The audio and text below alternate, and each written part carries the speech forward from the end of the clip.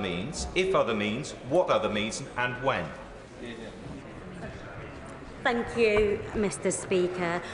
The right honourable member will know that there is ongoing consultation to look at clarifying the issues that covers both copyright and AI, and there will be a statement, as you know, this afternoon on the data bill, which will cover this issue in more detail. But as you also know, the consultation ends on the 25th of February, after which we'll be reviewing the responses to see what we need to do. We come to topicals. Patrick Hurley. Topical number 1, please, Mr. Speaker. Sarah Stay. Thank you, Mr. Speaker. When it comes to embracing AI, Britain is leading the world. I have just got back from the Paris AI Action Summit. The companies I met there were genuinely excited about our AI Opportunities Action Plan. They were also optimistic about how we're using AI to build a smaller, smarter state. The new government digital service I launched last month will harness the power of technology to deliver efficient, convenient public services designed to work for working people. Curley. In recent months, it's become obvious that some social media companies' algorithms are not being run in the pursuit of a commercial imperative, but rather in the service of the political interests of their host country. Can I ask the Minister if such politicised social media firms can be treated as such with a view to protecting the national interest? I'm grateful for his question, but I'm also grateful for the leadership that he's shown in his community in Southport during extremely difficult times. The Online Safety Act applies to all people, all users, and that includes measures and in existing legislation to tackle misinformation peddled by foreign states. But he has a very specific challenge with his community. I'm willing to meet with him if he would like, and if he'd like to bring members of his own community to express to me directly the impact these issues have had on him and his community, I would be very willing to take that meeting. Secretary of State Alan Back. Thank you, Mr. Speaker. The Conservatives secured a £450 million investment from AstraZeneca to expand their Merseyside vaccine factory. When the Chancellor wrecked the deal, AstraZeneca tried to save it by increasing that investment to over £500 million. So why did Labour still walk away, handing jobs and investment to our competitors? The honourable gentleman says that they secured a deal. Well, the deal was announced in March. The general election was in July. Where was the deal? Where was the funding for it? Where was the written agreement? There was nothing. Alan Back. Mr. Speaker, when Labour negotiates, Britain loses. AstraZeneca are investing over £4 billion in Singapore, the US and Canada. They could have invested in our country too. What is Labour doing now to bring back the deal they destroyed? There was a deal by WhatsApp that was never followed up by the Treasury, never followed up by ministers, no meetings between AstraZeneca and their government. Their government lets Britain down every time, which is why the country turned to Labour, and Labour is delivering. Mr. Speaker, the Payment Systems Regulator found that more than half of bank transfer scams recorded in 2023 originated on Facebook, Instagram or WhatsApp. What progress has the Secretary of State made in making sure that tech companies are held to account for fraud originating on their platforms? He makes a very good point. It's one of the things that we specifically need to look at later when we move forward with the data bill in committee. Perhaps he'll be sitting on the bill committee. Who knows? David Reid. Thank you, Mr. Speaker. The Prime Minister has just held talks for a UK-EU defence and security partnership, of which the development of artificial intelligence will have been a key theme. However, last night the UK chose not to join with EU countries in signing the international agreement on AI. So can the Secretary of State please explain this dissonance in the government's approach? At the Paris summit, let me congratulate firstly President Macron for laying on an incredible summit that brought together governments, tech companies and investors, and Britain's voice was heard loud and clear, which is why we're delivering such extraordinary investment into this country. Most of the aspects that were negotiated, the Labour government signed up to and was fully engaged in. In a few areas, we will put Britain's interest first, and a couple of other countries didn't sign to. I don't hear him criticising them. Just Southwell. Thank you, Mr. Speaker.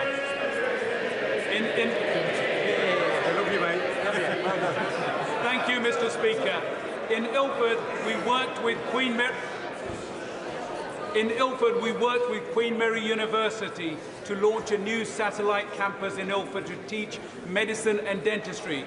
Given the growing importance of education in STEM fields, what specific steps is the Secretary of State taking to increase educational opportunities in this area and in London and across the country? I'm grateful for his question. The government is working to develop a world-leading science and technology skills base that will drive economic growth and opportunity for all. We're committed to expanding the access and participation in science and technology education, and we're partnering with universities to build the skills and workforce across the United Kingdom. Hurry across.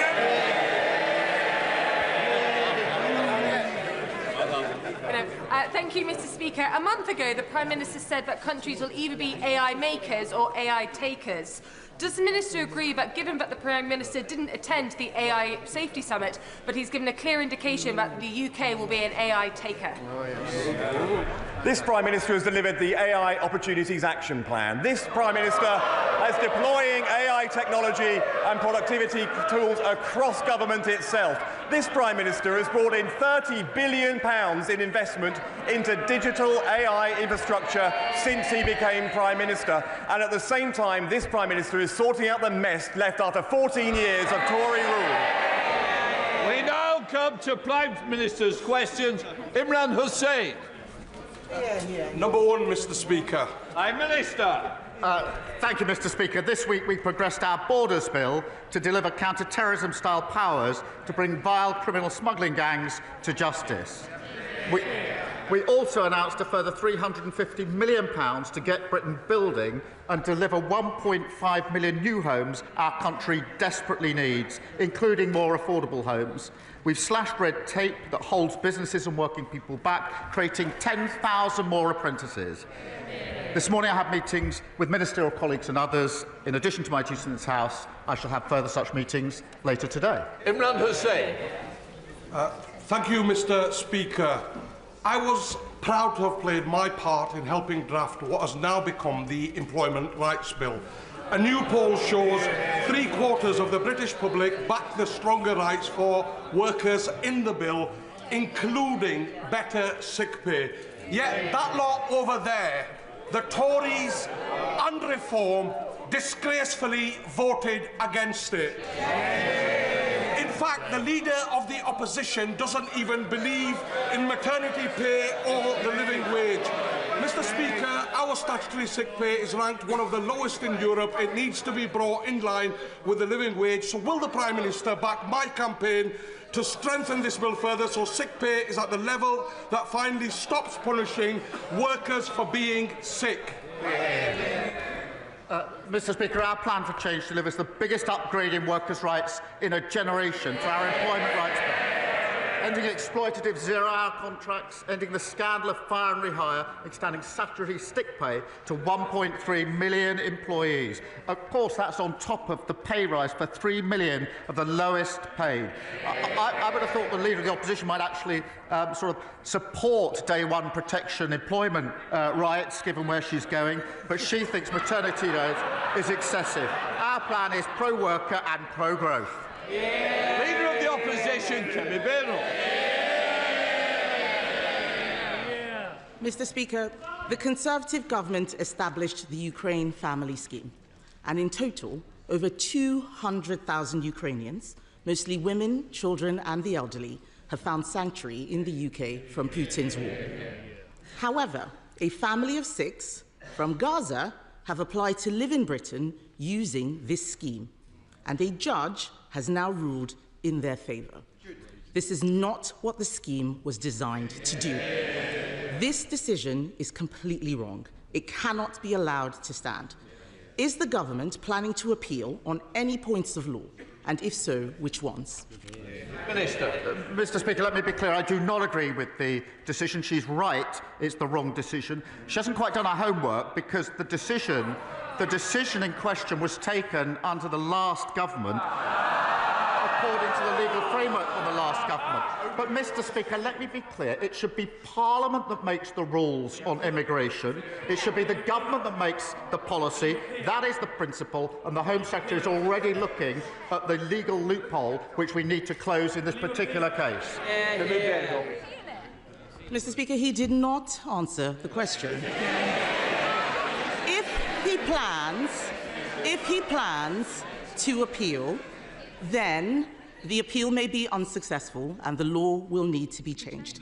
And if he does not appeal, the law definitely will need to be changed. He talks about a decision made under the last government. It was not made by the last government, it was made by the courts. The issue we are discussing today is about judicial decisions. We cannot be in a situation where we allow enormous numbers of people to exploit our laws in this way.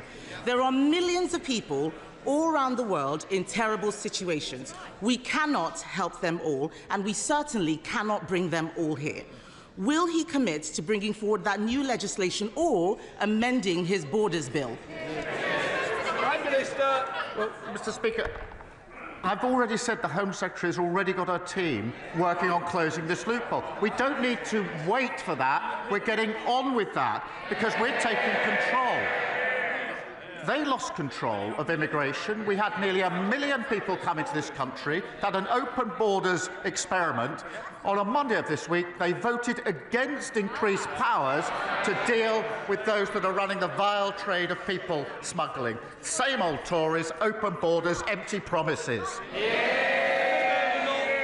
Mr. Speaker, if the Prime Minister was on top of his brief, perhaps he'd be able to answer some questions.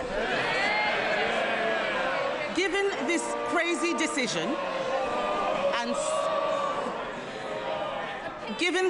decision and so many others, new legislation is needed to clarify the right to a family life in Article 8. I'm not talking about what he just said. I know Labour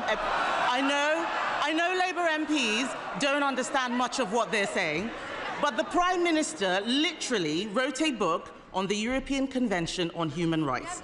This is a situation where we need to put our national interest before the ECHR. Does he agree that we should legislate even if lawyers warn that this might be incompatible with human rights law? She complains about scripted answers and questions. Her script doesn't allow her to listen to the answer.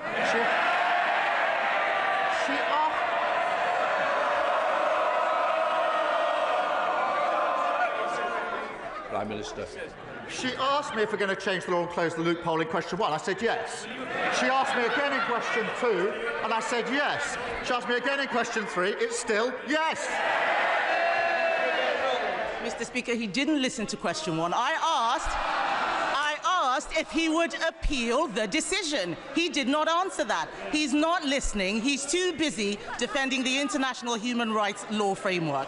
Mr. Speaker, this case has arisen because a Palestinian came to the UK from Gaza in 2007. He is now a British citizen. This is precisely why we need to break the conveyor belt from arriving in the UK to acquiring indefinite leave to remain and then a British passport, and now a right to bring 6 family members here as well. Just last week, the Prime Minister bizarrely claimed that a British passport was not a pull factor for those coming to the UK. Will he now support our plans to toughen the process on indefinite leave to remain and make getting a British passport a privilege, not a right? Prime Minister. Speaker, they presided over record high levels of immigration. It reached nearly 1 million. It was a one-nation experiment in open borders. And she was the cheerleader. She was the one campaigning for more people to come and thanking her own side when they supported her campaign. So before she lectures us, I think she needs to reflect on her own record and her own record here. Mr. Speaker, he is the Prime Minister now. The people out there want to know what he is going to do about the situation. He needs to spend less time whining about the last government and do his job. I thought, Mr. Speaker, that the Prime Minister and I both agreed that Israel had a right to defend herself. Yet the judge in this case noted that the family were facing a humanitarian crisis, and I quote, as a consequence of the Israeli government's indiscriminate attempts to eliminate Hamas, and government lawyers accepted this. Is the Prime Minister allowing lawyers to change the position on Israel? And was this because of advice from the Attorney General? And if not, why on earth did government lawyers accept the argument that Israeli actions were indiscriminate? Prime Minister. They put the complete opposite argument. She talks about on top of her brief. She has no idea what she's talking about. I'll tell her again. We need to change the law. That's why the Home Secretary is already closing the gap. I know the script doesn't allow any adaptation, but this is getting tedious. Mr. Speaker, the Prime Minister has not read the judgment. I suggest that he does. There are very serious questions now. There are very serious questions now being asked about the Attorney General, the Prime Minister's personal friend and donor. Even Labour ministers are concerned. One Labour peer, Lord Glassman, has called him the absolute archetype of an arrogant progressive fool. Yeah. If we are serious about protecting our borders, we need to make sure we appoint people who believe in our country and everything we stand for. It is not clear the Attorney General does. The government is now recruiting a new Chief Inspector of Borders who lives in Finland and wants to work from home. This is not serious. Why should the British public put up with this? Prime Minister. The individual in question was appointed in 2019 by the last government to a senior position. He then worked for 5 years from Finland. We've changed that, and he's now going to be working from the United Kingdom full-time. Finland under them. And she talks about the Attorney General. She sat round the cabinet table with an attorney who was later sacked for breaching national security. Charlotte Littles. Thank you, Mr. Speaker. Long-standing traders in the CPS Centre in Culcheth were devastated to receive eviction notices, giving them just 28 days to vacate, entirely out of the blue and under spurious pretexts by the new owner, shell company Shivat Hananim Capital. So far, the owner and their legal representatives have failed to hear tenants' concerns and mine and to negotiate a way forward. So does the Prime Minister share my concerns at this situation, and will he set out our plans to protect independent businesses which are at the heart of our high street and communities? Yeah. Prime Minister. Well, thank her for raising this, which is obviously of real concern to businesses in her constituency. We do, Mr. Speaker, expect landlords to meet their obligations to make buildings safe, and we support robust enforcement action from the regulators if they fail to do so. I will make sure that she gets a meeting with the Minister to discuss what steps can be taken in the particular case to support the businesses that her constituents rely on. Leader of the Liberal Democrats, Sir Ed Davey. Thank you, Mr. Speaker. 8 years ago this week, the Allies began a pincer movement against German forces between the Ruhr and the Rhine. British and Canadian troops attacked from the north, Americans from the south. British, Canadian and American soldiers fighting shoulder to defeat fascists. 80 years on, President Trump seems to have forgotten all this. His tariffs against steel and aluminium will hit Canada the hardest and will also hit jobs and the cost of living in our country. So in reminding President Trump who America's true and long-standing friends and allies really are, will the Prime Minister also prepare a plan for tariffs in return, starting with tariffs on American electric cars? Prime Minister. Mr. Speaker, he's right to reference our history in the 80-year anniversary. And of course, we were fighting alongside the Americans, and that is amongst the reasons we have a special relationship. British steel is an essential part of our heartlands, and we will not abandon our skilled workforce. And it needs a level-headed assessment of the implications, which is what we're going through at the moment. But we will always put our national interest first and steelworkers first. Sir Ed Davey. Thank the Prime Minister for that reply. But it seems to me the way President Trump and his ally Musk are operating, they do need to hear strong measures and words from even their allies. And moving on to Ukraine, Mr. Speaker, if Ukraine is forced to surrender its own sovereign territory to Russia, it will be the greatest betrayal of a European ally since Poland in 1945. But President Trump says Ukraine may end up Russian, and he wants American money back. I think we all fear where this could end and the dangerous implications for our defence and our security. So can the Prime Minister reassure this House that he and other European leaders have given sufficient support to President Zelensky so that he can't be bullied by Trump and Putin into accepting a deal that will effectively hand victory to Russia? Prime Minister. As he knows, I met President Zelensky in Kyiv just a few weeks ago at my 8th meeting. The position since the outbreak of this conflict has been a united position across the House of supporting Ukraine, and I was able to reiterate my position, which is we must put Ukraine in the strongest possible position. That matters now just as much as it mattered at the beginning of this conflict, the strongest possible position, and I did discuss with him what more we can do, what more our allies can do to put Ukraine in the strongest possible position. Kim Ledbeat. Thank you, Mr. Speaker. 2 years ago, from the benches opposite, I published my Healthy Britain report, recommending a cross-departmental approach to improving health and wellbeing. Now that we're in government, I'm delighted that ministers have hit the ground running, because running is obviously very healthy for you. So will the Prime Minister confirm that last week's announcement of an increase to the public health grants, which will help local services focus more on prevention and early intervention, is just the start of a long-term strategy that will make Britain healthier, happier and more productive, reduce pressure on the NHS and promote growth?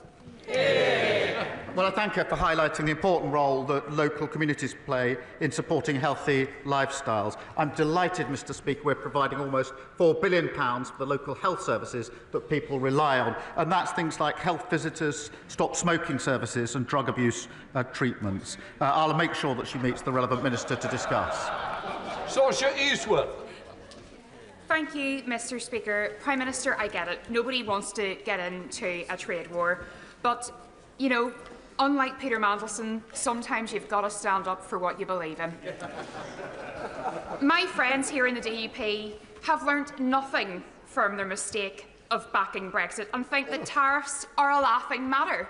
No. But would you agree with me that actually we need to stand up for ourselves, we need to back our workers, we need to back our businesses, not just in Lagan Valley, but indeed across the UK? Yeah. Well, yes, of course. The US and the UK share a strong and balanced trading relationship.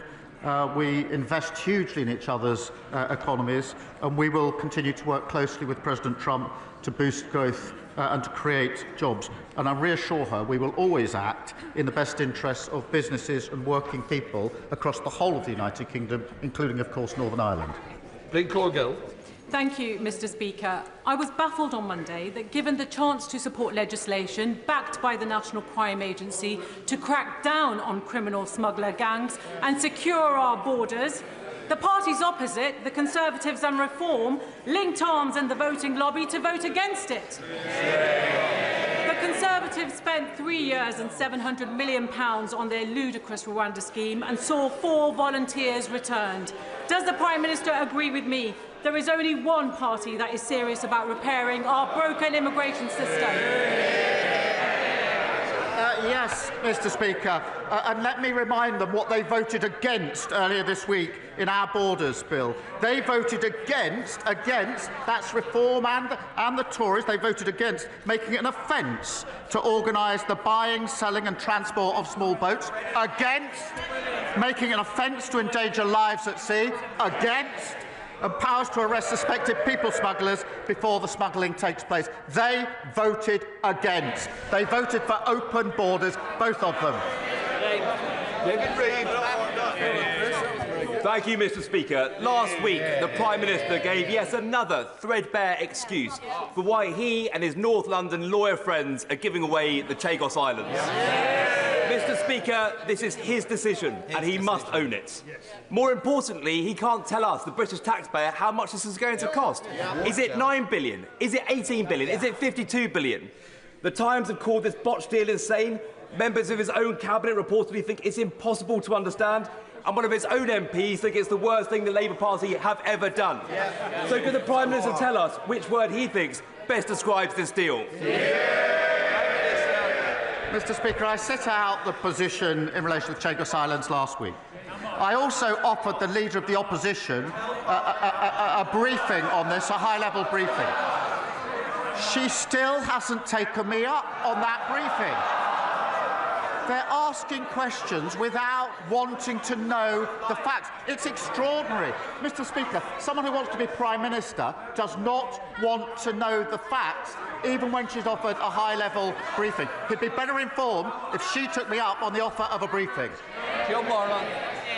Thank you, Mr. Speaker. The Prime Minister will, I'm sure, want to congratulate Newcastle United on reaching the League Cup final after Arsenal's exit. But will he also, in what is National Apprentice Week, will he also congratulate the 600 apprentices learning trades from welding to quantity surveying as part of the Tyne Bridge restoration programme?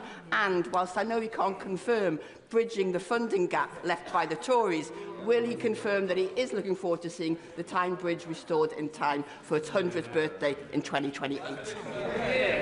Well, look, I'm going to struggle to sound delighted with the results of that particular football match, but look, it will be a special day for Newcastle fans.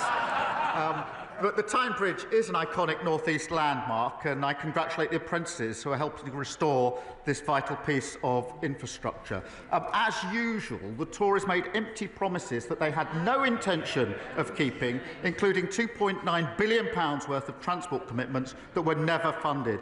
We will look at the capital projects around the spending review and let her know as soon as we can. Liz Jarvis. Thank you, Mr. Speaker. My constituents, Peter and Maureen, have been married for 70 years. Peter is 93, and for the past few weeks he has been stuck on a hospital ward, waiting to go home because a care package hasn't been arranged. Peter is missing home and missing Maureen. So will the Prime Minister reassure my constituents that the social care crisis will be tackled this year? Yeah. Well, can I thank her for raising this issue and the particular case of her constituents? And I also need to know this is deeply personal to her, and if I may, I extend my deepest sympathies to her and her family for their loss. We have taken immediate action on social care, already delivered £3.7 billion of additional investment, working on the first ever fair pay agreement for the sector, and of course boosting the carers allowance. I invite her and everybody to work with the House on the longer term reform that we need. Thank you. Julie Mims. Thank you, Mr. Speaker. James Rennie is an outstanding specialist school in the heart of my Carlisle constituency. Having converted every spare corner into classrooms, exceeded its published admissions numbers, and already having 43 applications known for this September, it is literally bursting at the seams. It cannot expand any further, and what is clearly needed is a new specialist school for North Cumbria. What assurances can the Prime Minister give my constituents that his government will put children before ideology and allow local authorities to tackle the shortage in SEN provision? Well, I thank you for raising this vital issue. It's not the first time it's come up. We are supporting mainstream schools to increase SEND expertise whilst also establishing dedicated SEN units. Because we need to make sure that special schools also can cater for those with the most complex needs. So we're working on this. It's come up time and again, but we are doing that vital initial steps. Thank you, Mr. Speaker.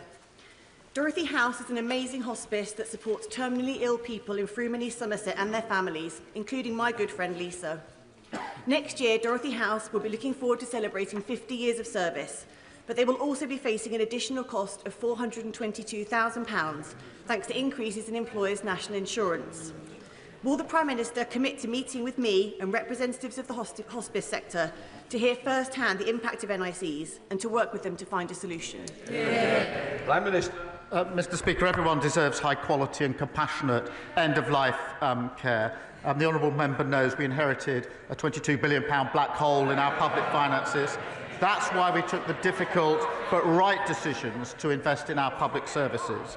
I do recognise the pressure that hospices are facing, and that's why we invested £100 million into hospitals, with an additional £26 million to support children and young people's hospices. And I will make sure she gets a meeting with the relevant minister. John Hodge. Thank you, Mr. Speaker. A significant part of the dreadful legacy left by the previous Conservative government is a chronic underfunding of transport infrastructure, especially in the North East, as we've just heard from my honourable friend. So does the Prime Minister agree with me and the North East Mayor Kim McGuinness that redevelopment of the Leamside line, the disused Leamside line, that would reconnect Gateshead with Durham North, and increasing the capacity on the East Coast Main Line would help bring the metro to Washington in my constituency, and would bring much needed jobs, growth and opportunities to my region? Well, I thank her, and both she and the North East Mayor are dedicated campaigners on this issue. The party opposite left us a host of unfunded promises, and public transport is in dire condition. Expanding the metro network has huge potential to drive growth and unlock new housing. I'm pleased that progress is being made on the business case. Second Batty. Thank you, Mr. Speaker. Earlier this week, we learned that the Prime Minister's close friend, the Attorney General, has in the past advised Caribbean nations on seeking trillions of pounds in reparations. He's been a key player in the surrender of the Chagos Islands and the related fiasco there, which will cost the taxpayers up to £18 billion, and has even advised Jerry Adams, who is standing in line to get compensation from the British government in Northern Ireland legacy payments, the quantum of which could cost up to £2.7 billion. Given the Attorney General's track record, does the Prime Minister have faith in his motives, and does he have confidence that his best friend represents good value for the British taxpayer? Mr. Speaker, we've long had the principle that everybody is entitled to legal representation in this country. That means that lawyers don't necessarily agree with their client. Now, the Conservative Party used to believe in that principle. If they now disagree with that principle, they should go and see the victims of very serious crime, including sexual crime, and tell them that under their provisions, the lawyer who disagreed with the perpetrator wouldn't be able to represent them, meaning that victims will be cross-examined by perpetrators because lawyers disagree with the perpetrator. That's never been the Conservative Party position. If it is now, they should say so. Thank you, Mr. Speaker. Allergy School, launched just this week by the Natasha Allergy Research Foundation, is a free programme to support children with food allergies. Allergic disease is a growing issue in this country, with over 20 million people in the UK being affected. For this reason, it has never been more important for us to have a national allergy strategy and an allergy czar to drive and coordinate that action. Will the Prime Minister join me in welcoming this programme, and will he meet with me and the Foundation to talk about how we can work together to drive this issue forward? Well, I thank her for raising this really important issue, because hospital admissions for allergies have risen sharply, particularly in the last 2 decades. I do welcome the work being carried out by the Natasha Allergy Research Foundation. We will respond the recommendations of the National Allergy Strategy Group in due course, and I'll make sure she gets a meeting with the relevant minister to discuss it. Thank you, Mr. Speaker. My Oxfordshire constituency of Didcot and Wantage has seen a 35% population increase in the last 20 years. My constituents recognise the need for affordable housing, but the current planning system isn't delivering the GP surgeries, dentists and transport options that they need. Will the Prime Minister restore faith in the planning system, and, as well as focusing on housing numbers, deliver the local targets for health services and wider infrastructure that growing communities need? Well, thank you for his question. We are, of course, delivering the 1.5 million homes but we're creating communities as well for the future, and so he's right that that must include good schools, GPs and reliable transport links. That's what makes a good community. And just today, Mr Speaker, we announced an additional £350 million to deliver more affordable homes so more people can realise the dream of home ownership. Toby Perkins. Thank you, Mr Speaker. This week is National Apprenticeship Week. As co-chair of the APPG for Apprenticeships, I can tell the Prime Minister that employers are very pleased to see the announcements this week that will make a real difference both in terms of the completion rate and the flexibility around apprenticeships. Does the Prime Minister agree with me that schools should be promoting apprenticeship alongside A-levels and other options? And can he tell us what more he's going to do to support more young people to get into an apprenticeship? Well, I'm very pleased that he's raised this issue and that we'll be able to give employers more flexibility over maths and English requirements. This is really important, Mr Speaker. There are very many young people who didn't get the maths qualification they wanted at the time, but are very well suited for the future, want to play their part, and now they can get apprenticeships under the changes that we've made. And that's 10,000 extra apprenticeships. This is delivering for them, giving them a chance for the future to contributing, of course, to our economy. Harriet Cross. Thank you, Mr Speaker. Mr Speaker, yesterday the Farming Minister told a conference of farmers that farming is not high in the pecking order for this government. Given the heartless family farm tax, is his minister correct? Yes or no? Farming's top of the agenda as far as I'm concerned. That's why we put £5 billion to support farmers in the budget. They failed to spend £300 million on their watch on farming, and we set out our roadmap, which has been welcomed by the NFU, as she very well knows. It was described as long overdue. I wonder who didn't do it before. Mr Jewist, I'm sure you don't want to be leaving today. It's not the best day. Right. Natasha Irons. Thank you, Mr Speaker. As a graduate of the Croydon Youth Philharmonic Orchestra, the Prime Minister will know that youth services can broaden a young person's horizons beyond what they could ever imagine. But with national spending on youth services seeing a 73% decline since 2010, can the Prime Minister outline how this government will bring youth services back into our communities? Will he look at giving them the statutory protections they deserve? And will he visit Croydon East to see firsthand the vital role these services play in my constituency? Well, Mr Speaker, my days in the Croydon Youth Philharmonic Orchestra were a long time ago now. But we do fully recognise the importance of youth services to help young people save lives and live safe and healthy lives. We've been developing our plans for the new National Youth Strategy to bring power back to young people and help every young person realise their potential. Christine Jardine. Thank you very much, Mr Speaker. Every 22 minutes, a child in this country loses a parent or a loved one. That's 40,000 children every year facing a trauma which many of us here know can last a lifetime. Charities such as Winston's Wish do a fantastic job of providing support for young people, particularly when schools are closed or there's no one else to turn to. But at the moment, there's no simple way of the children knowing where the charities are or the charities being able to contact the children. So will the government back my private member's bill this summer to do just that? And would the Prime Minister meet me to discuss how we make sure that another generation of children does not have to face this trauma? Well, can I thank her for her ongoing work and campaign on this important issue. The Cross-Government Bereavement Group continues to look at how we can improve access to the support that children and young people need at these difficult times. And of course I'll make sure that she gets the meeting that she wants with the Minister to discuss this further. David Taylor. Thank you, Mr Speaker. Yesterday marks the 20th anniversary of the launch of the Make Poverty History campaign, and a fantastic speech for all of us that were there, delivered by the late, great Mandiba. That campaign inspired a generation of campaigners and a great Labour government to deliver unprecedented action to tackle global poverty, lifting millions out of poverty. Will the Prime Minister join me in paying tribute to some of those campaigners and commit to doing all he can to ensure that Britain is playing its full part in helping eradicate global poverty today? It's a really important issue. We do pay tribute, and of course we continue to play our full part. Alex Bloor. Thank you, Mr Speaker.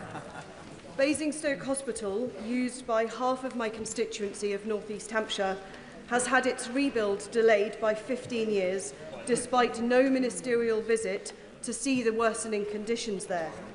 The cost of maintaining the hospital for those 15 years is estimated to be almost as much as the rebuild itself. So can the Prime Minister explain the logic of making taxpayers pay twice?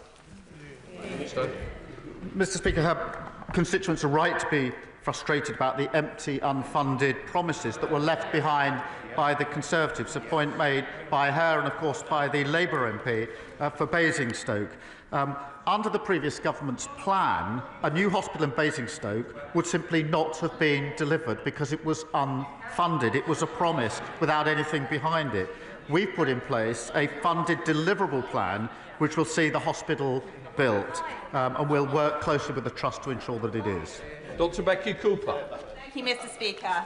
The government's devolution plans are a welcome progressive development to shift power and resources from Whitehall to our communities. But there are, of course, discussions now around the process and realisation of benefits for our communities. So can the Prime Minister assure my residents in Worthing West, and indeed all constituencies starting priority devolution programmes, that Sussex devolution will give us meaningful control over our local priorities, including housing, transport and social care? Minister. Well, I thank her for raising devolution, which will see her constituents in Sussex get meaningful control over local priorities. The devolution priority programme, Mr. Speaker, will see a wave of mayors elected next year, including in Sussex, and I believe that those with skin in the game make the best decisions about their communities. Final question, Andrew Mitchell. Thank you, Mr. Speaker. Mr. Speaker, the Prime Minister will be well aware of the Global Vaccination Fund, Gavi, one of the United Kingdom's great success stories. It's vaccinated from deadly diseases over 1 billion children under 5. It presents real value for money to British taxpayers, and over 80% of our constituents support it. Will you give the House today an undertaking that Britain will continue this leadership and make a decisive pledge at next month's replenishment conference? Well, I'm grateful that this is a really important issue. As he rightly points out, I've long supported it and will continue to support and share details with him just as soon as I can. But it is important, have supported it, will continue to do so. Thank you. Right, that completes Prime Minister's questions.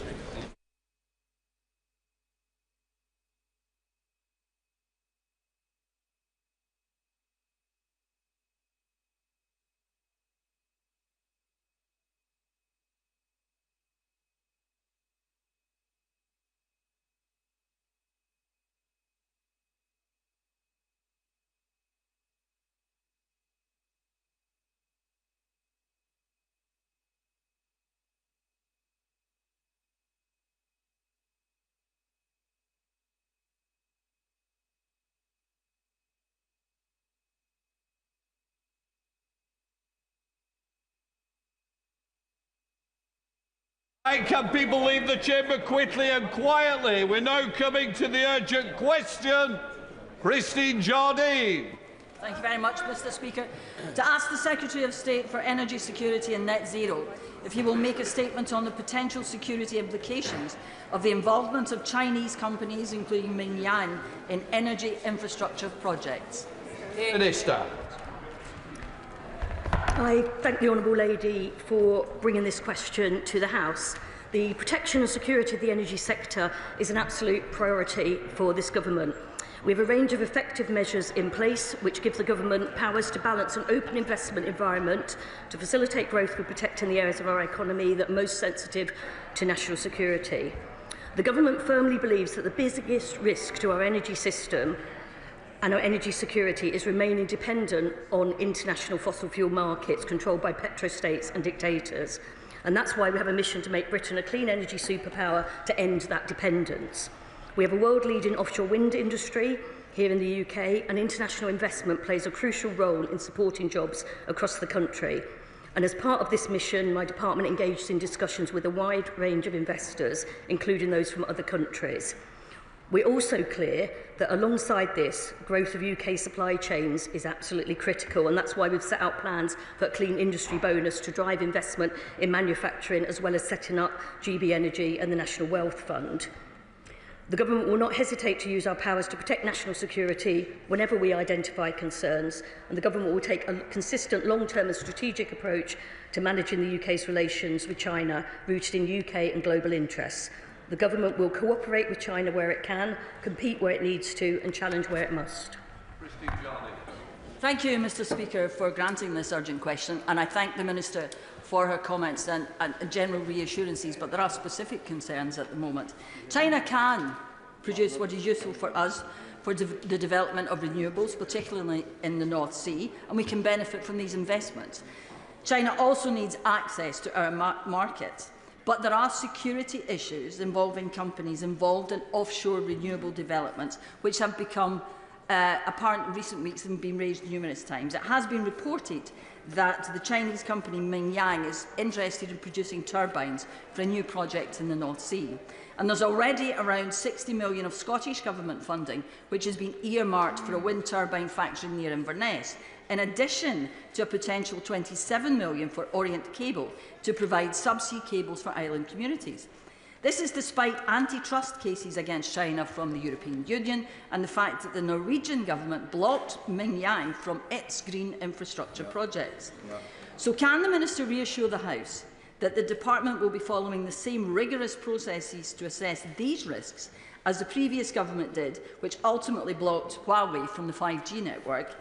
And this must include an assessment of any opportunities for remote access to the turbines, as the software will normally remain in control of the manufacturers even once commissioned, which would leave them vulnerable to being switched off. We need local control. And will the Department reassure the House that there are discussions ongoing with the Scottish Government to ensure that no public money is invested before this risk assessment has taken place? And how will they work with the Scottish Government and Cabinet colleagues to ensure offshore and undersea infrastructure is safe? Thank you. The honourable member raises some really important concerns, and they're concerns that we're very much alive to. As I said in my first answer, energy security is absolutely critical to the work of DESNZ, and that's why we have the Clean Power Mission, to end our dependency on fossil fuels. International investment is a crucial part of that and helps to support growth and jobs across the country. And as part of that, we have discussions with a wide range, variety of international investors. But we do absolutely recognise this needs to be balanced against national security implications. And that is something that we work on constantly across government with input from a number of departments. And I'm pleased to see my honourable friend, the Minister for Security from the Home Office, here today for this UQ. The government has to consider both those aspects together, the need for investment, the need for greater capacity in our supply chains, but also that security risk. And while I can't get into details of the individual case, given the nature of the discussions that are ongoing, I would reassure the honourable member that we are taking these factors into account. We do want to make sure that the most robust processes are followed as we look at the details of this particular incident. Chair of the Select Committee, Bill Esterson. Thank you very much, Mr Speaker. Can I say how pleased I am to hear the Minister confirming the importance of our energy security in contrast to what we saw under the previous government. And they can groan all they want, but that is the reality of what was inherited in July last year. But as we extend energy infrastructure in this country, can she confirm how this government will ensure that we have control of the operation of that infrastructure? And does she also agree that it is vitally important that through the industrial strategy we see the renaissance in our manufacturing and greater resilience in our supply chain, all of which adds to the energy security of this country? I thank my honourable friend for that question. He's absolutely right that as part of getting this investment into infrastructure, dealing with capacity issues in our supply chain is absolutely crucial. It's one of the reasons why through the National Wealth Fund we invested in lithium in Cornwall last week. So in terms of a critical minerals strategy, we want to maximise the natural resources that we've got where we can. As I said, we want to make absolutely sure that security concerns are addressed as well when we look at which investors do invest in our new economy. Shadow Secretary of State Andrew Bott. Thank you very much, Mr. Speaker. Mr. Speaker, the indication that Mingyang will get the green light from the Treasury to supply wind turbine technology to the Greenvolt wind farm in the North Sea is concerning. Indeed, alarm bells have been sounded by officials in the Minister's own department and indeed in the Ministry of Defence. This green revolution will come with a Made in China label. The government, in collusion indeed with the SNP in Holyrood, are determined to see Chinese companies reap the economic reward. Her party says again and again that transition to renewable energy will reduce our reliance on hostile regimes. Chinese-controlled technology embedded in our critical energy infrastructure is evidently a threat to our security. Can the Minister assure us that she is taking this threat seriously? And can the Honourable Lady explain how using wind turbines made by Mingyang reduces our reliance on foreign states? Mr. Speaker, just last week, I, along with many MPs in her own party, were briefed by the Royal Navy on the vulnerability of our subsea communications and energy infrastructure. We have also seen a pervasive rise in sabotage attacks on subsea cables in the Baltic, affecting our Scandinavian allies. If Chinese manufactured turbines are installed, security experts have warned that sensors could spy on British seas, defence submarine programmes and indeed the layout of our energy infrastructure. We would be reliant on Chinese equipment and software, Chinese suppliers for updates and maintenance, handing Beijing significant opportunity for interference. In the current international climate, it is unthinkable to disregard the security implications of this decision. So can I ask the Minister, can she confirm that they have scrapped the Giga scheme that we launched to build British supply chains in energy technologies? What discussions has she had with the Ministry of Defence around their concerns as to the ability to ensure security of our energy system? What safeguards will be in place to prevent Chinese maintenance ships accessing these turbines for repairs? What guarantees has she had, if any, from our defence and security agencies that this investment will pose no threat to our national security? And if such assurances are not forthcoming, will she revisit this decision and put a halt to the madness of allowing the People's Republic of China to have such a significant stake in our energy system? I think my starting point when the Shadow Minister, sorry, it's me, I'm the Minister now, when he said about revisiting this decision, and no decision's been made at the moment, we're undergoing rigorous processes to look at the role of China in our supply chain, in investment in critical infrastructure in this country. And I can't provide a running commentary on individual cases. He'll know, having been in my position, why that is so important that we don't do that. But as I've made clear already, we are taking into account the national security considerations as well as our need for investment in the supply chain. I would say that in terms of the legacy that we were left by the previous minister, is that he was perfectly happy to leave our energy system exposed with the British people paying the price. And the retreat, the under new management line that he was parroting earlier this week, would leave us even more exposed to those petrostates, to the dictators. We are getting on with our clean power mission to end energy security, and I'll take no lessons from him on energy security, given their record. Polly Billington. Thank you, Mr. Speaker. I'm glad to hear the Minister point out that we are left with a legacy of an absolutely vacant industrial strategy when it comes to green investment over the past 14 years. And I urge her to explain further how we might be able to make sure that we are developing the skills and competencies in this country to make sure that we have good, strong, ethical supply chains. Thank my honourable friend for that question. One of the things we have launched is the Clean Industry Bonus, which will be absolutely crucial in terms of protecting our supply chain. We're investing through GB Energy and through the National Wealth Fund. As I mentioned, lithium in Cornwall is just one example. And through the Global Clean Power Alliance, which we launched at the end of last year, we will be bringing together our counterparts from other countries, including at the IEA conference in April, to look at a supply chain mission so we can deal with these issues, because they're not just issues that affect us in this country. As other countries seek to decarbonise, seek to increase the role of renewables, there are capacity issues across that supply chain, and that's something that we all need to deal with, cooperating together. Liberal Democrat spokesperson Pippa Haley. Thank you, Mr. Speaker, and I'd like to thank my honourable friend for bringing this urgent question, which is so important.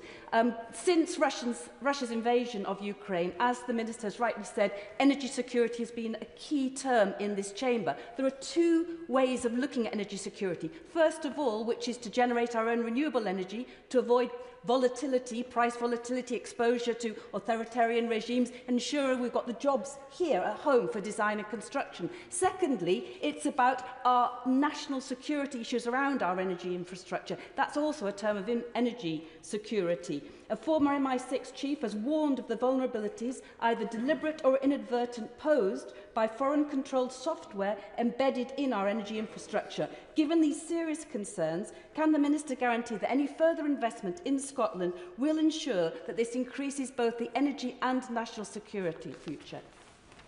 Thank you. As I've said, there are robust processes, and we are going through these processes to try to make absolutely sure that our national security is not compromised by investment from overseas, and that is something we'll continue to do.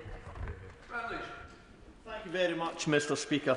The Grangemouth refinery is a key piece of vital infrastructure for Scotland, and its economic contribution to the Scottish economy every year is over £400 million.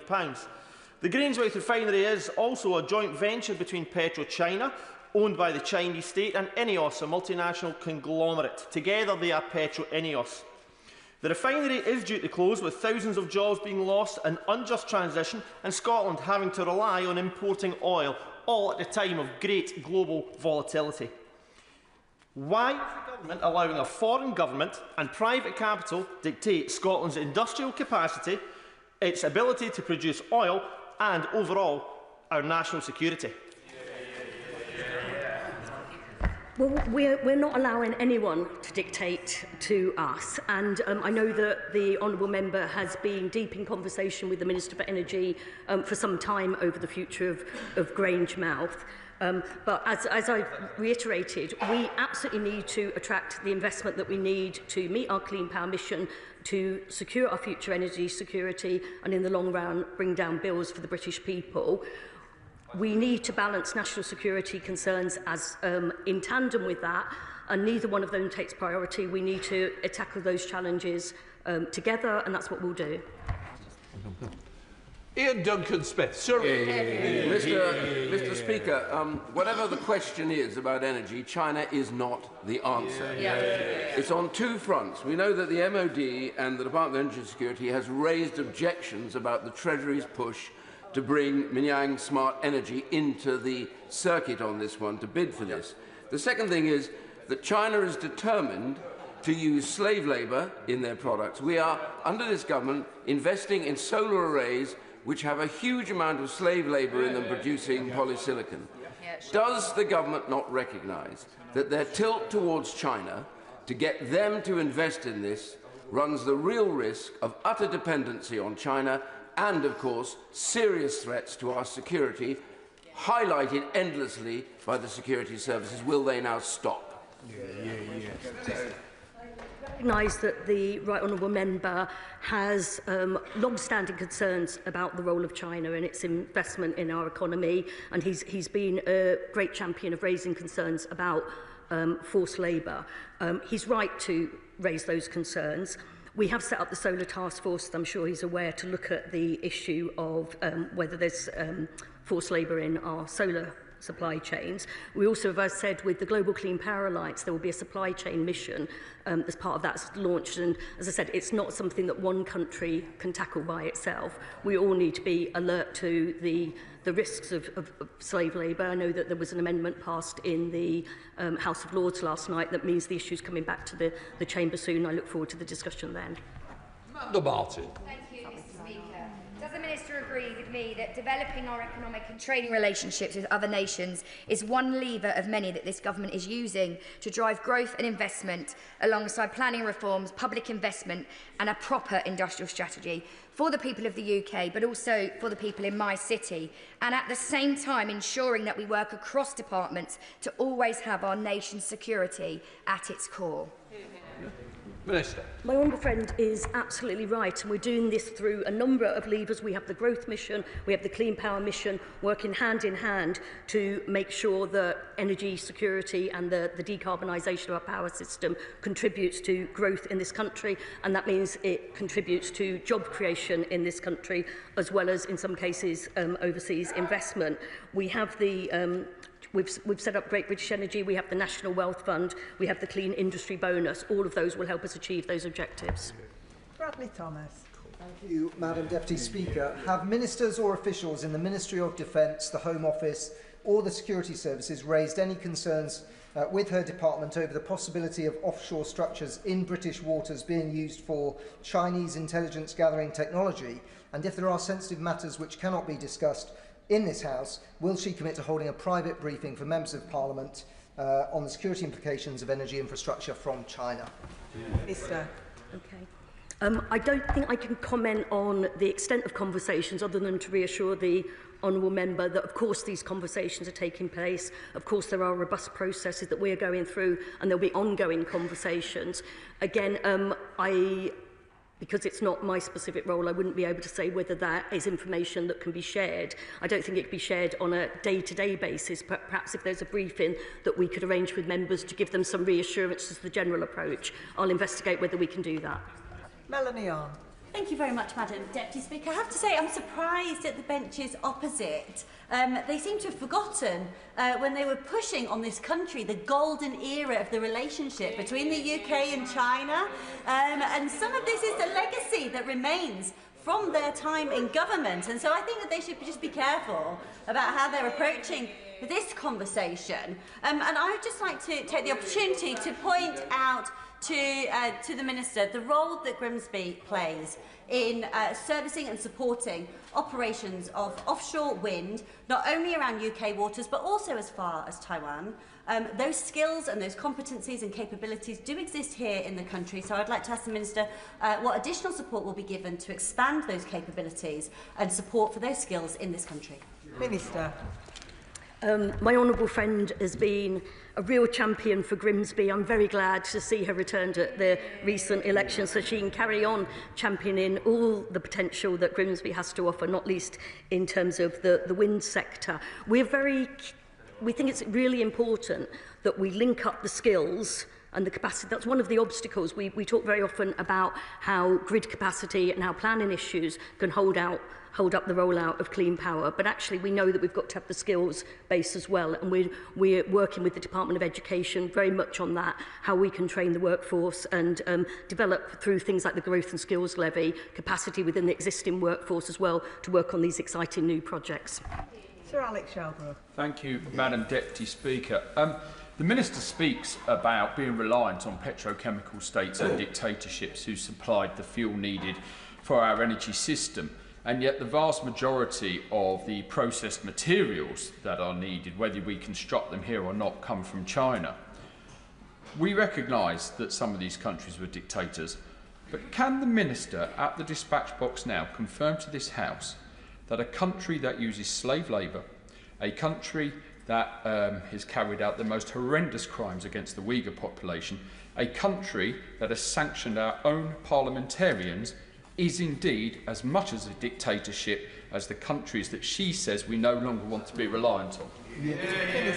Well, if we followed the approach being suggested by the opposition front bench now, we would be very firmly back in the hands of the petrostates and the dictators. And we've seen...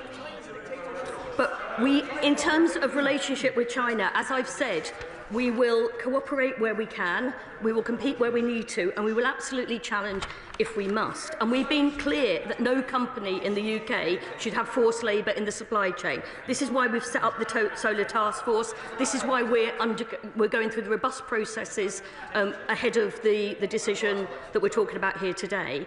And I will take no lessons from the honourable member, because we've had 14 years of being exposed to volatile energy markets, and we are trying to recreate our energy security through this investment. Jane Kirkham. Thank you, Madam Deputy Speaker. Would the Minister agree that after a real neglect of our energy infrastructure for the last 14 years, setting up GB Energy to help UK ownership of energy production in the future can only be a good thing, and our investment in critical minerals in Cornwall particularly, and the supply chain for floating offshore wind, will be crucial to secure our national security? Minister. On the one hand, the honourable members raised concerns about critical minerals being imported from abroad. And then when my honourable friend from Cornwall, who again is a real champion for her area, when she praises the investment that we have put into lithium extraction in Cornwall, they start jeering. And but through GB Energy, through the National Wealth Fund, we will continue to do that investment. Claire Young. Thank you, Madam Deputy Speaker. To have true energy security, we need homegrown capability at all stages of the development of renewable energy infrastructure, from the earliest research to maintenance and decommissioning. So can the Minister tell me what steps she is taking to ensure that we have that homegrown full life cycle capability? Minister. I think from the honourable member's question, she may be talking about community energy. I'm not quite clear, but no. In that case, I'm saying, but it is really important, I think, that any investment is place-based, and we need to look at developing the capability right from skills and what the capacity of the local authorities are, which is where things like community energy comes in, but then also making sure that the finance goes where the investment is needed. And if I haven't understood the honourable member's question, I'd be happy to take it up with her afterwards. Tom Collins. Thank you, Madam Deputy Speaker, and I welcome the Minister's engagement on this topic. To have meaningful and serious discussions with other major economies is absolutely vital for our success. Does the Minister agree with me that these discussions are key not only to securing our economic aims, but also tackling the climate and nature crisis and also our wider international objectives? Minister. Yeah, that international cooperation is absolutely crucial, and that does mean talking to countries with whom we share a great deal in common and have signed up the same objectives, but it also means talking to other countries to try to bring them with us too. And that is why we're hosting the IEA Summit in April in London. That is why we've set up the Global Clean Power Alliance, and that is why the Prime Minister went to the climate change talks in COP in Baku last autumn and showed international leadership, which is something that has been very much lacking from the UK government in previous years. Bob Blackman. Thank you, Madam Deputy Speaker. Clearly, the national security concerns are being expressed across the House. Will the Minister give an undertaking that the construction, maintenance and indeed access to software will be carried out by British workers on British ships and not subcontracted to foreign powers? Minister. As I've said, I can't comment on individual cases, but there are processes to make sure that our national security is protected as we look ahead. Tony Vaughan.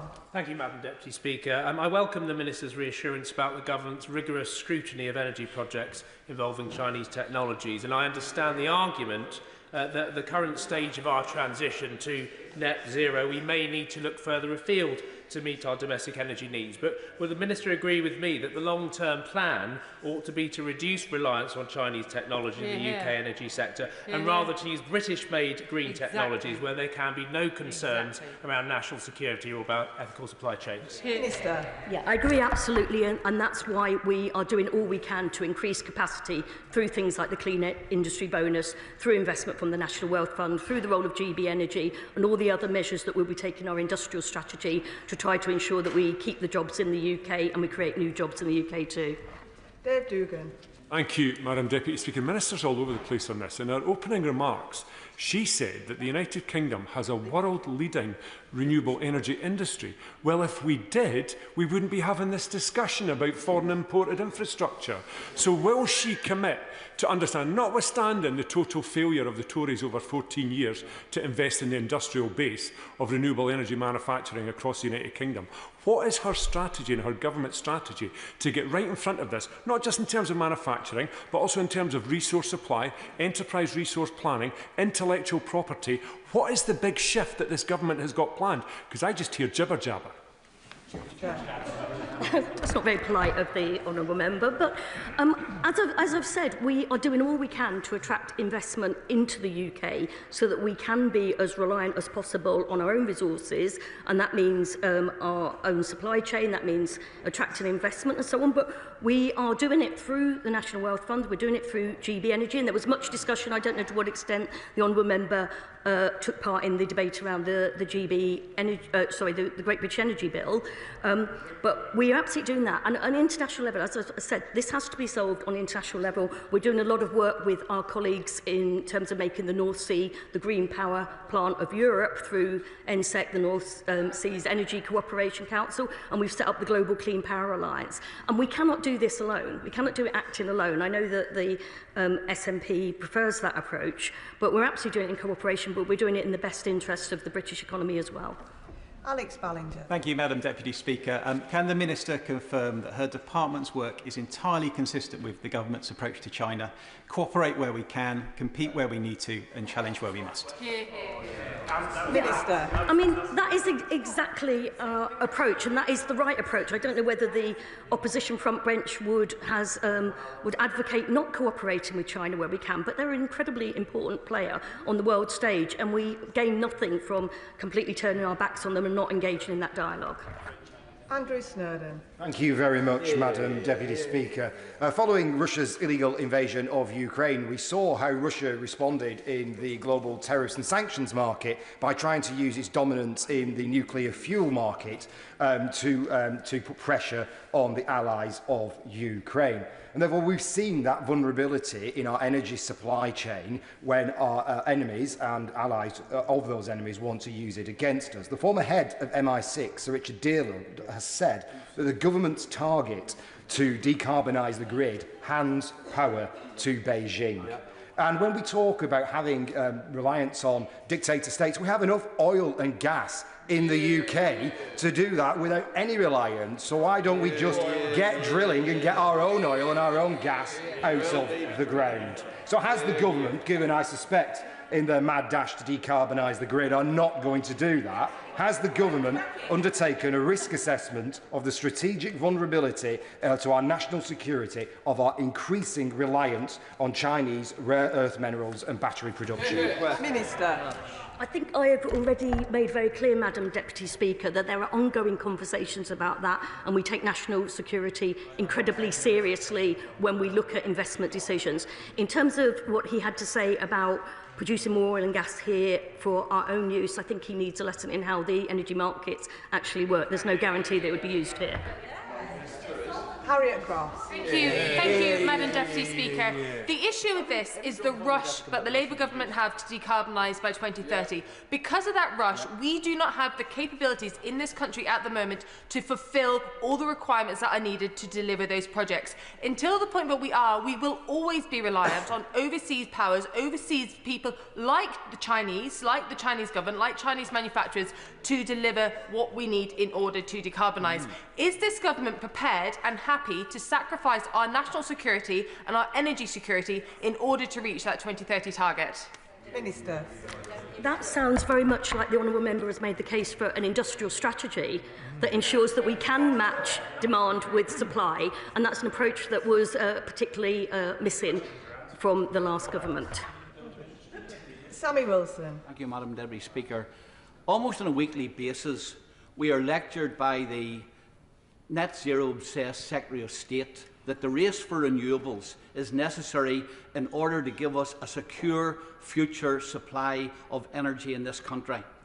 And yet, the renewable industry is increasingly dependent upon Chinese technology and rare earth metals, which the Chinese control 70% of. So we're placing our future energy supply in the hands of a dictatorship which has proved itself in other states to be willing to use the infrastructure to blackmail the countries in which it's based. Is this not a case that we should be looking at the supply of fossil fuels that we have in this country, decades of gas and oil which could be used? We would secure this, we'd be sure that we could use it and we wouldn't be interfered by others in using it. Minister. We absolutely believe that the best route to energy security is by our Clean Power by 2030 mission and further investment in renewables, and that remains our stance. Final question, Jim Shannon. Thank you, Madam Deputy Speaker. Can I thank the Minister for her answers to the questions? The Minister will be aware that the costly environmental obligations which government imposes on home manufactured goods are not adhered to by many other nations, which prevents our UK manufacturers from being able to compete on many occasions, combined with human rights breaches routinely carried out by the Chinese business on Uyghurs, on Falun Gong, on Christians and many other ethnic minorities. Does the Minister not agree that these considerations must be equally weighted with cost, and it will seem that human rights and Chinese production will never add up, and this must inform any contract offered by this nation of ours? Thank you. Minister. I think that the honourable member has frequently raised almost every issue you can think of in this chamber, but I know that I've taken part in very many debates about human rights in countries of concern overseas over the years. He's absolutely right to flag those concerns. As I said, we have the Solar Task Force, we have the supply chain mission with the Global Clean Power Alliance. We are very much alert to this. We do not want to see forced labour or any form of modern slavery in our supply chains, and that is something that we're absolutely determined to take action on. That concludes the urgent question. We now come to the statement, and I'll allow a few moments for the front benches to swap over and members to come in.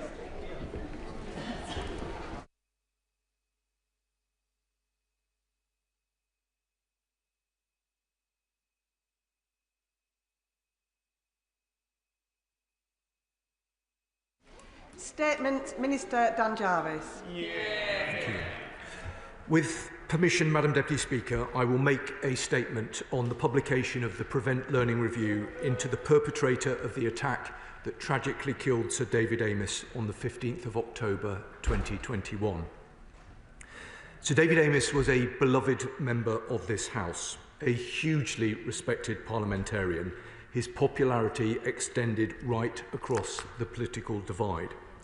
To win and keep the respect of those outside one's own party is, as we all know, a rare accomplishment.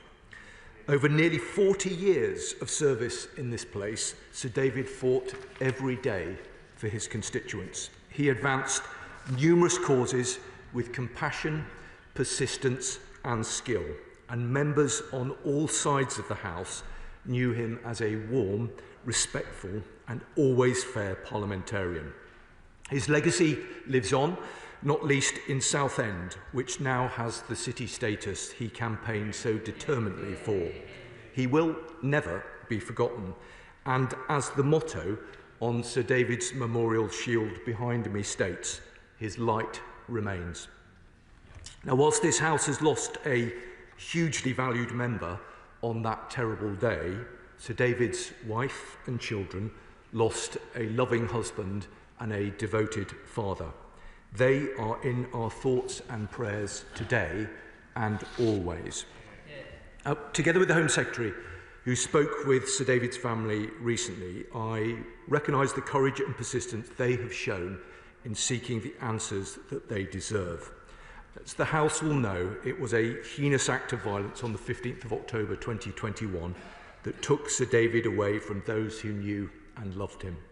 The killer, Ali Harbi Ali, and I won't say his name again, was convicted of murder in April 2022 and received a whole life sentence. The judge said that this was a murder that struck at the heart of our democracy, and he had no doubt whatsoever that the nature of this case meant that the perpetrator must be kept in prison for the rest of his life. The perpetrator had previously been referred to the Prevent programme and subsequently to the Specialist Channel programme between 2014 and 2016, between 5 and 7 years before the attack took place. Immediately after the attack, a Prevent Learning Review was jointly commissioned by the Home Office and Counter-Terrorism Policing to examine what happened in the case and see whether lessons needed to be rapidly learned. It was completed in February 2022. Now, last week, I made a statement to the House on the Government's publication of the Prevent Learning Review concerning the perpetrator of the abhorrent attack in Southport. Today, we're taking a further step to enable public scrutiny of Prevent, and in recognition of the seriousness of the terrible attack on Sir David, by publishing the Prevent Learning Review conducted in this case too. The perpetrator of the attack on Sir David became known to Prevent in October 2014, when he was referred by his school after teachers identified a change in his behaviour. The case was adopted by the Channel Multi-Agency Early Intervention Programme in November of 2014. An intervention provider who specialised in tackling Islamist extremism was assigned to work with him. The perpetrator was exited from Channel in April 2015 after his terrorism risk was assessed as low. A 12-month post-exit police review in 2016 also found no terrorism concerns, and the case was closed to Prevent at that point. There were no further Prevent referrals in the 5 years between the case being closed and the attack. The Prevent Learning Review examined how Prevent dealt with the perpetrator's risk and how far the improvements made to Prevent since he was referred 7 years prior would have impacted upon his management. The review considered both the handling of the case at the time and also the changes that had been made to Prevent since the referral in 2014. It examined how far those changes addressed any problems identified and then made a series of recommendations. The reviewer found that from the material reviewed, the assessment in terms of the perpetrator's vulnerabilities was problematic, and this ultimately led to questionable decision-making and sub-optimal handling of the case during the time he was engaged with Prevent and Channel. It identified that the vulnerability assessment framework was not followed, with the perpetrator's symptoms being prioritised over addressing the underlying causes of his vulnerabilities. The reviewer ultimately found that while Prevent policy and guidance at the time was mostly followed, the case was exited from Prevent too quickly.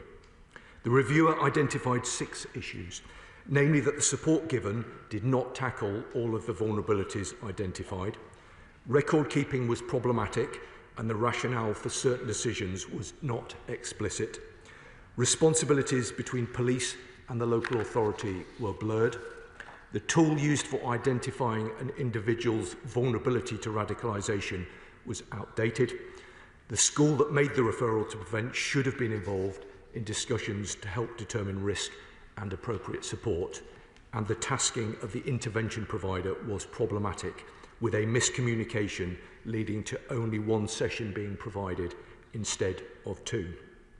The reviewer then examined how far changes in the Prevent programme since 2016 had addressed these issues. The reviewer recognised the significant changes that had been made to Prevent since the perpetrator was managed, in particular the introduction of the statutory Prevent and Channel duties under the Counter-Terrorism and Security Act of 2015. The reviewer concluded that over the intervening period there have been considerable changes to policy and guidance for both the police and the wider Prevent arena, including Channel. Whilst a number of the issues in the perpetrator's case would most likely not be repeated today, there were still a number of areas which could be considered as requiring further work in order to mitigate against future failures. The reviewer made 4 recommendations for actions to further strengthen Prevent.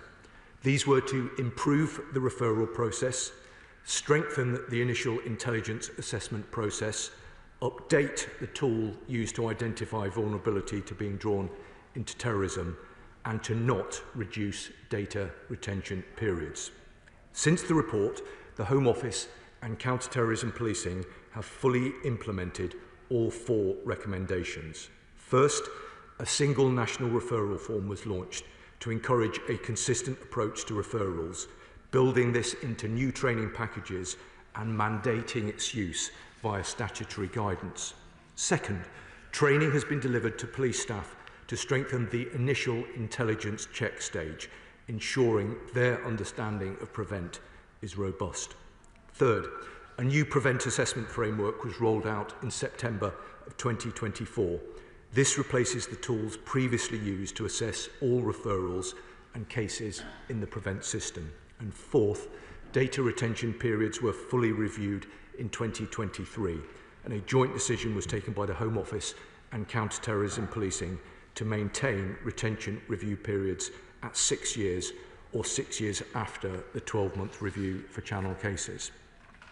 In addition to the publication of the Prevent Learning Review, we recognise the significant concerns that remain over the way in which Prevent dealt with the perpetrator, as well as the need to ensure that the recommendations it suggested for improving the scheme have been properly implemented. Last week, I set out to the House a series of new reforms instituted by the government to strengthen the Prevent programme, recognising the vital work done by officers across the country to keep people safe. That included the creation of a new independent Prevent Commissioner. And I can today inform the House that the Home Secretary has asked the Prevent Commissioner to review the Prevent programme's interactions with the perpetrator in this case and ensure the implementation of all relevant recommendations. We will ensure that the Amis family have the support they need to engage with the Prevent Commissioner in this work so that they can have confidence that it will get to the truth about any failings in the scheme. Madam Deputy Speaker, two further important issues have been raised which are relevant to this case: local policing and members' security. On local policing, concerns have been raised by the Amis family about the way in which Essex Police handled this case. A complaint has been made and referred back to the local force by the IOPC for consideration. That process must be allowed to follow its course. However, I can inform the House that the Home Secretary has written to the Chief Constable and the Police and Crime Commissioner of Essex Police, asking them to set out how the investigation will be conducted and to be kept updated as the investigation progresses. Secondly, on members' security, this is something that the Home Secretary and I care deeply about, and I know that it is a matter to which Mr. Speaker attaches the utmost importance, as will all members right across this House. A review of security measures for MPs commissioned under the previous government has concluded, and all the recommendations have been implemented. We must ensure that the learnings from this case have been properly implemented, and I want to take this opportunity to thank Mr. Speaker for his continued leadership on these matters. The Speaker's Conference is specifically considering what reforms are necessary to further improve MPs' security and safety. This is another important step. The Leader of the House, the Home Secretary and myself look forward to working closely with the Speaker and with all members to ensure that the facts of the appalling murder of Sir David are properly considered as part of the Speaker's Conference work, and that the Parliamentary Security Department implements the recommendations it made following the review it conducted into the aftermath of Sir David's death. I'm also grateful to previous Home Secretaries and Security Ministers for their efforts in this area. Our democracy is precious, and this government will defend it against any and all threats, not least through the Defending Democracy Task Force, where we are mounting a whole-of-government response to combat these threats, including ensuring that elected representatives can perform their duties safely and without fear. Madam Deputy Speaker, to conclude, I want to pay tribute once more to Sir David. He was a giant of this House, and we miss him dearly. In all that he did, Sir David epitomised public service at its best. It is beyond a tragedy that we can no longer seek his advice or rely on his wisdom. We can, though, follow his example and devote ourselves every day to the task of building a better and safer Britain.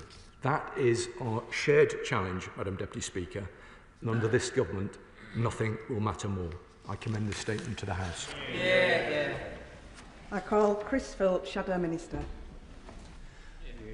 Thank you, Madam Deputy Speaker. And let me start by thanking